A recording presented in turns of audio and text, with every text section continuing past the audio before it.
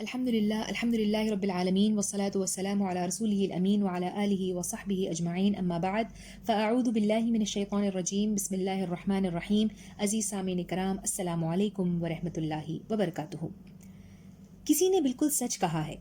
کہ beautiful surroundings make اس happier. انسان کے اطراف کے مناظر کا انسان کے موڈ پر بہت ہی گہرا اثر پڑتا ہے۔ اللہ تعالیٰ نے جہاں آرام و آسائش کے لیے کئی ساری چیزوں کا جنت میں اہتمام کیا ہوگا، وہیں دوسری طرف ایسے خوبصورت مناظر یا انوائرمنٹ ہوگا جس سے انسان کا دل خوش ہو جائے گا اور باغ باغ ہو جائے گا۔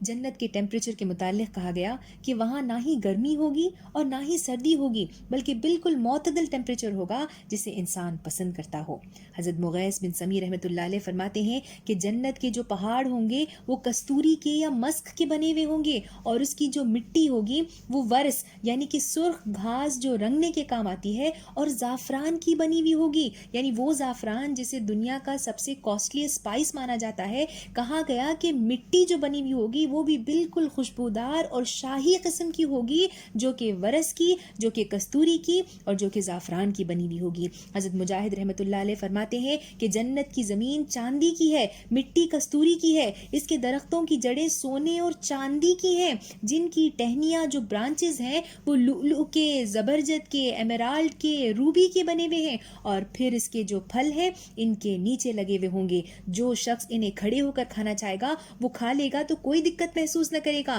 کوئی بیٹھ کر کھانا چاہے گا تو کھا لے گا تب بھی کوئی دقت محسوس نہ کرے گا، کوئی لیٹ کر کھانا چاہے گا اور لیٹ کر کھائے گا تب بھی کوئی دقت محسوس نہ کرے گا۔ اللہ تعالیٰ سورہ واقعہ کی آیت نمبر 28 سے 31 میں ارشاد فرماتے ہیں، فی صدر مخضود وطلح منضود وظل ممدود وماء مسکوب۔ کہا کہ وہ بے خار بیریوں اور تہ بر تہ چڑھے ہوئے کیلوں اور دور تک پھیلی ہوئی چھاؤں اور ہر دم رواں پانی میں ہوں گے، یعنی کہ ایسے سایہ دار درخت ہوں گے جنت میں کہ ابن عباس رضی اللہ عنہ فرماتے ہیں کہ جنت میں ایک درخت ہے کہ تیز رفتار سوار اس کے اطراف سے 100 سال تک چل سکتا ہے، اتنا گھنے دار اور اتنا سایہ دار درخت وہ ہوگا۔ جنت والے اس درخت کے پاس جمع ہوں گے اور اس کے سائے میں باہم ایک دوسرے سے باتیں کریں گے، یعنی اتنا سایہ ہوگا اور جنت میں اتنی چھاؤں ہوگی۔ ایک دیہاتی نے آپ صلی اللہ علیہ وسلم سے پوچھا کہ اے اللہ کے رسول صلی اللہ علیہ وسلم، جنت میں تو کوئی بھی ایسی چیز نہیں ہو سکتی جس سے انسان کو ایذا پہنچے، یعنی کوئی تکلیف پہنچے؟ تو پھر اللہ تعالیٰ نے قرآن مجید میں جس چیز کا ذکر کیا ہے وہ ہے بیریوں کا،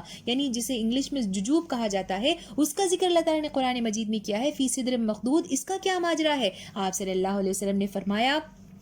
کہ اللہ تعالیٰ فرماتے ہیں کہ اس کے کانٹوں کو ختم کر دیا جائے گا اور ہر کانٹے کی جگہ پھل لگا دیا جائے گا، یعنی کہ جتنے درخت میں کانٹے ہوں گے ان کانٹوں کو ختم کر دیا جائے گا اور ہر کانٹے کے بدلے پھل لگا دیا جائے گا۔ عزیز سامعین کرام، تصور کیجئے جنت وہ بہترین جگہ ہوگی جہاں آپ جو بھی تکلیف کے بارے میں سوچیں گے اللہ تعالیٰ ان تمام تکالیف کو ختم کر دے گا۔ حضرت ابن عباس رضی اللہ عنہ فرماتے ہیں کہ جنت کے جو کھجور کے تنے ہوں گے، اس کا جو سٹیم ہوگا، اس کا جو سٹاک ہوگا وہ ایمرالڈ کا، سب زمرد کا بنا ہوا ہوگا، اور کھجور کے تنوں کی جو ٹہنیاں ہوں گی، جو برانچز ہوں گی، وہ سرخ سونے کی بنی ہوئی ہوں گی، اور اس کے پھل مٹکوں اور ڈول کی طرح بڑے بڑے ہوں گے، دودھ سے زیادہ سفید، شہد سے زیادہ میٹھے، جھاگ سے زیادہ نرم ہوں گے، اور ان میں کوئی گٹلی موجود نہ ہوگی۔ ایک شخص نے آپ صلی اللہ علیہ وسلم سے عرض کیا کہ جنت میں کیا نغمہ سرائی ہوگی؟ آپ صلی اللہ علیہ وسلم نے فرمایا کہ جنت میں کستوری کے کوزے،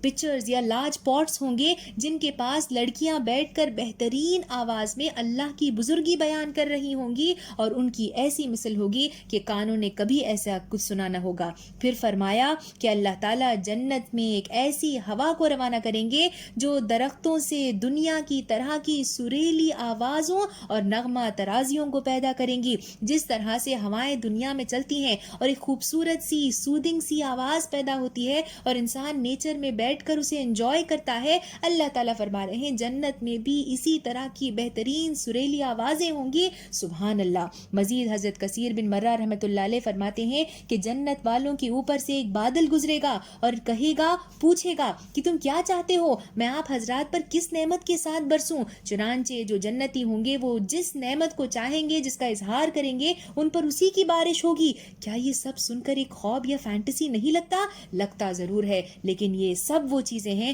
جو جنت کے حسین مناظر ہیں۔ اس کے علاوہ اللہ تعالیٰ قرآن مجید میں سورہ محمد کی آیت نمبر 15 میں ارشاد فرماتے ہیں کہ جنت میں نہریں بہ رہی ہوں گی، یعنی ریور کے سٹریمز ہوں گے۔ کس کے ہوں گے؟ کہا گیا نتھرے ہوئے پانی کے ہوں گے، یعنی دنیا کی طرح کے یہ سٹریمز یا ریورز یا نہریں نہ ہوں گی کہ مٹی کی آمیزش ہو، ریت کی آمیزش ہو، نباتات کی آمیزش ہو، ایسا نہ ہوگا، بلکہ بالکل صاف شفاف خالص پانی ہوگا۔ کہا گیا نہریں بہ رہی ہوں گی ایسے دودھ کی جس کے مزے میں ذرا فرق نہ آیا ہوگا، یعنی کہ دنیا میں جس طرح جانوروں کے تھنوں سے دودھ نکالا جاتا ہے اس طرح سے یہ دودھ نہ نکلے گا، اور نہ ہی دنیا کے دودھ کی طرح خراب ہونے کا، اس کے پھوٹ جانے کا کوئی خطرہ ہوگا، بلکہ ایک نہر ہوگی جو کنٹینیوس رواں ہوگی اور اس میں صاف اور شفاف دودھ رواں ہوگا۔ پھر کہا گیا ایسی شراب کی نہریں ہوں گی جو پینے والوں کے لیے لذیذ ہوں گی، یعنی دنیا کی شراب کی طرح پھلوں کو سڑا کر بودار طریقے سے اسے بنایا نہ جائے گا، بلکہ بالکل خوشبودار یہ شراب ہوگی۔ پھر فرمایا نہریں بہ رہی ہوں گی صاف شفاف شہد کی، یعنی کہ مکھیوں کے پیٹ سے نکالا ہوا یہ شہد نہ ہوگا کہ جس میں کبھی کبھار چھتے کے ٹکڑے بھی پائے جاتے ہیں، اس طرح نہ ہوگا، بلکہ بالکل صاف اور شفاف یہ وہاں کا شہد ہوگا۔ پھر فرمایا آپ صلی اللہ علیہ وسلم نے کہ ہر محل میں، یعنی ہر محل یا پیلس جو انسانوں کو عطا کر دیا جائے گا، اس میں 4 نہریں بہ رہی ہوں گی، ایک پانی کی، ایک شراب کی، ایک دودھ کی اور ایک شہد کی۔ عزیز سامعین کرام تصور کیجئے کہ ایکسکلوزیو نہریں ہر ایک محل میں ہر ایک انسان کے لیے ہوں گی، جس میں آمیزش ہوگی کافور کی، زنجبیل کی، سلسبیل کی، تسنیم کی، اور جنتیوں کے ہاتھوں میں کہا گیا کہ سونے کی ایک چھڑی ہوگی کہ جب بھی وہ نہروں کو دیکھیں گے اور ان کا جی چاہے گا کہ اس نہر کی ڈائریکشن کو میں بدل دوں، تو جس طرف وہ اس چھڑی کو گھمائیں گے اس طرف جو ہے سبحان اللہ وہ نہریں اپنا ڈائریکشن بدل لیں گی۔ پھر کہا گیا کہ یہ نہریں مشک یا کستوری کے پہاڑ سے پھوٹ کر نکلنے والی ہوں گی۔ ایک اور روایت میں آیا کہ جنت الفردوس جو کہ سب سے اعلیٰ جنت ہے، جس کے بالکل اوپر عرش ہے، کہا گیا کہ وہاں سے یہ نہریں پھوٹ کر نکلیں گی، اور ان کے کناروں میں جس طرح دنیا میں نہروں کے جو کنارے ہوتے ہیں وہاں پر پیبلز ہوتے ہیں، سٹونز ہوتے ہیں، کنکرے ہوتے ہیں، کہا گیا کنکر نہ ہوں گے بلکہ کہا گیا لؤلؤ ہوں گے، پرلز ہوں گے، اور ان کی جو مٹی ہوگی وہ خالص کستوری کی مسک کی بنی ہوئی ہوگی۔ اور پھر اس کے بعد ایک خاص نہر کا ذکر کیا گیا قرآن مجید میں بھی اور احادیث کریمہ میں بھی، جس کا ذکر اللہ تعالیٰ سورہ کوثر کی آیت نمبر 1 میں کرتے ہیں، اِنَّا أَعْطَيْنَاكَ الْكَوْثَرَ، کہ ہم نے آپ صلی اللہ علیہ وسلم کو کوثر عطا فرمائی ہے۔ یہ وہ خاص نہر ہے جس سے قیامت کے روز ہر شخص کو پانی پلایا جائے گا جو کہ ایک سچا مومن ہوگا۔ عبداللہ بن عمر رضی اللہ عنہ روایت کرتے ہیں کہ رسول خدا صلی اللہ علیہ وسلم نے ارشاد فرمایا کہ کوثر جنت کی ایک نہر ہے، اس کے دونوں کنارے سونے کے ہیں، اس کے چلنے کا رستہ گوہر کا اور یاقوت روبی کا ہے، اور اس کی مٹی کستوری سے زیادہ پاکیزہ ہے، اور اس کا پانی شہد سے زیادہ میٹھا اور برف سے زیادہ سفید ہے۔ ایک اور جگہ فرمایا کہ جو شخص اس سے ایک بار پی لے گا پھر وہ کبھی پیاسا نہ ہوگا۔ اللہ تعالی ہمیں ایسی بہترین جنت میں داخل فرمائے اور قیامت کے روز نہر کوثر سے ہمیں پینا نصیب فرمائے، آمین۔ وآخر الدعوانا ان الحمد للہ رب العالمین، والسلام علیکم ورحمۃ اللہ وبرکاتہ۔